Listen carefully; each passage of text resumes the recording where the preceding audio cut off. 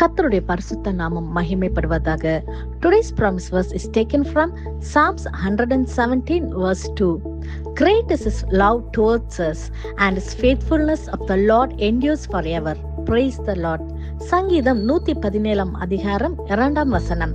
கர்த்தர் நம் மேல் வைத்த கிருபை பெரியது, கர்த்தரின் உண்மை என்றென்றைக்கும் உள்ளது. அல்லேலூயா. Have you ever wondered where you would stand today if God's grace had not carried you this far? இந்நாள் வரை நம்மை சுமந்து வந்த கர்த்தரின் கிருபை இல்லாவிட்டால் நமது நிலைமை என்ன என்று நீங்கள் சிந்தித்தது உண்டா? இந்த நாளிலே தேவன் நமக்கு கொடுக்கின்ற நம்பிக்கையின் வாக்குத்தத்தத்தின் மூலமாக அவர் சொல்லுகிறார், அவர் கிருபை பெரியது என்று. ஆம் பிரியமானவர்களே, இதை கேட்டுக்கொண்டிருக்கிற நீங்க, நம்ம எல்லாரும் அறிந்திருக்கும் தேவனுடைய கிருபை ஒவ்வொரு நாளும் நமக்கு அவர் புதிதானவைகளை தருகிறார் என்று. இதை கேட்டுக்கொண்டிருக்கிற பிரியமானவர்களே, நாம் இந்த நாளிலே வாக்குத்தத்த வசனமாய் கர்த்தர் பேசுகிறார். கர்த்தர் நம் மேல் வைத்த கிருபை பெரியது என்று.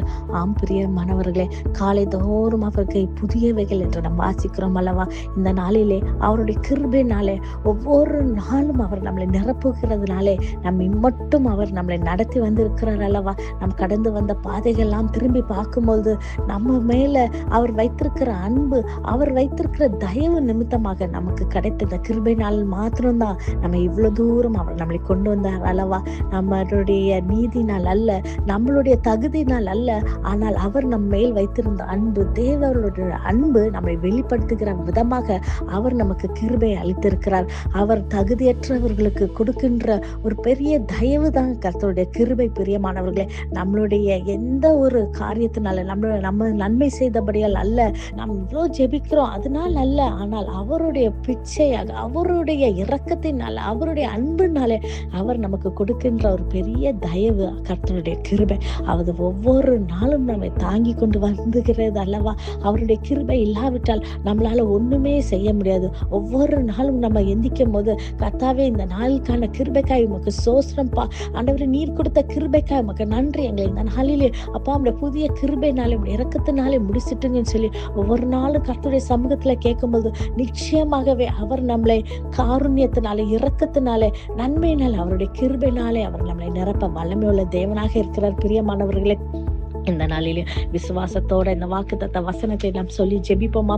God's grace is not a simple favor, it is the very reason we are here. So do not fear the future, do not be discouraged by the present. His love is still great, his faithfulness still endures, and his grace will continue to carry your story forward. இதை விசுவாசிக்கிறீங்களா? நம் கண்களை மூடி ஜெபிப்போமா? நேசிக்கிற நல்ல தகப்பனே, இந்த காலை வேலைக்கு உமக்கு நன்றி செலுத்துகிறோம் கர்த்தாவே.